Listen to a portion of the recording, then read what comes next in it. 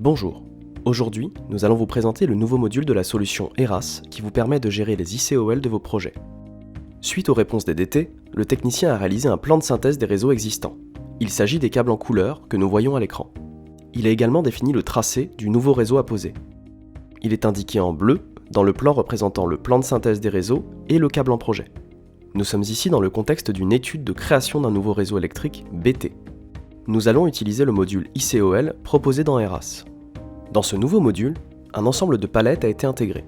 Ces palettes multi-réseaux englobent tous les types de réseaux. Ceux-ci sont déjà configurés avec les couleurs normalisées de la réglementation DT-DICT. Ils peuvent être dessinés en classe A, B ou C, selon les classes de précision définies par la réglementation et en fonction des retours des DT. Quand nous dessinons ces réseaux, dont les styles de traits sont paramétrables, la fenêtre des métrés s'ouvre. Elle va permettre de définir les propriétés de l'ouvrage que nous sommes en train de positionner. Nous allons, par conséquent, avoir la classe de précision. Nous allons savoir si c'est un réseau sensible ou non, et de quel exploitant il dépend. Les réseaux sont déjà paramétrés dans le logiciel, mais sont modifiables pour s'adapter à vos cahiers des charges. Chaque commande intègre ces informations. Au niveau de la palette des investigations complémentaires, nous avons une boîte de dialogue qui nous permet de gérer l'intégralité du processus de gestion des ICOL. Nous avons la possibilité de sélectionner les câbles en projet, un par un, en cliquant sur chaque câble dans le plan, ou tous les câbles en même temps. Nous allons définir les largeurs des zones soumises à IC et les zones d'incertitude du réseau en projet. Par défaut, les valeurs sont fixées à 2 mètres et 1,50 m. Puis, nous indiquons la largeur de la tranchée, ici 20 cm. Nous sélectionnons les câbles en projet.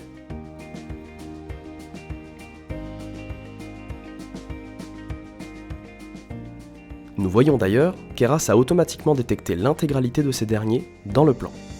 À partir du moment où nous avons sélectionné le ou les câbles en projet, nous pouvons les visualiser sur le plan. Nous pouvons générer automatiquement les zones soumises à IC et les zones d'incertitude. C'est ce que nous voyons en gris foncé et en gris clair autour du ou des câbles en projet. Avec le module ICOL d'ERAS, nous avons un outil qui automatise la création de ces zones. Ensuite, nous lançons l'analyse de proximité des réseaux existants par rapport au réseau étudié.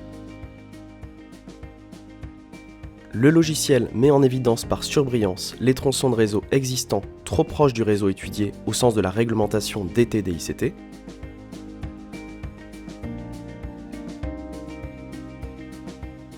Dans la zone de proximité des 2 mètres, ERAS va sélectionner tous les réseaux qui sont sensibles et non sensibles. Dans la zone d'incertitude d'1,50 m, il ne sélectionnera que les tronçons de réseau qui sont sensibles.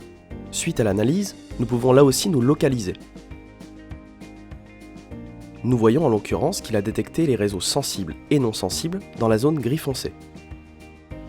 Par la suite, nous allons lancer la création de tous les tronçons. ERAS crée automatiquement des tronçons de réseau au-dessus des intersections. Ils sont matérialisés et visibles dans l'explorateur de plan. Certains attributs vont pouvoir être complétés. Ils sont paramétrables par le chargé d'études. ERAS va automatiquement détecter les réseaux sensibles, les classes de précision et l'exploitant à qui ils appartiennent. Également, dans cette zone, nous avons la possibilité de compléter les informations du chantier qui peuvent être nécessaires à l'étude. Nous allons par exemple pouvoir décider si nous allons faire une IC intrusive ou non intrusive, et décider de ce que le bureau d'études va faire suite à cette analyse. L'objectif est d'obtenir une liste de tronçons pour l'ensemble du projet et de les matérialiser pour pouvoir générer un export.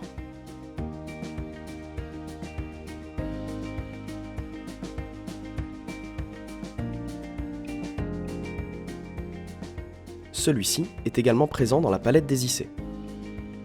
En cliquant sur la commande, ERAS analyse les métrés et exporte l'ensemble de ces informations dans un fichier Excel formalisé. Ici, nous obtenons un exemple de tableau Excel formalisé pour ce projet. Dans notre exemple, une seule zone de détection apparaît puisque nous avons un seul tampon pour l'intégralité du câble en projet. Nous récupérons l'intégralité des données, tout particulièrement les longueurs de réseau. Une fois que nous avons généré ce tableau, la prochaine étape consiste à aller faire la détection de ces réseaux. ERAS permet également, grâce aux espaces papier, de générer tous les plans au format PDF. Dans cet exemple, notre plan correspond au formalisme du donneur d'ordre. Tout ceci est paramétrable. Cela signifie que l'on peut avoir ses propres espaces papier et ses propres cartouches qui seront automatiquement retranscrits sur un futur fichier PDF ou un plan papier.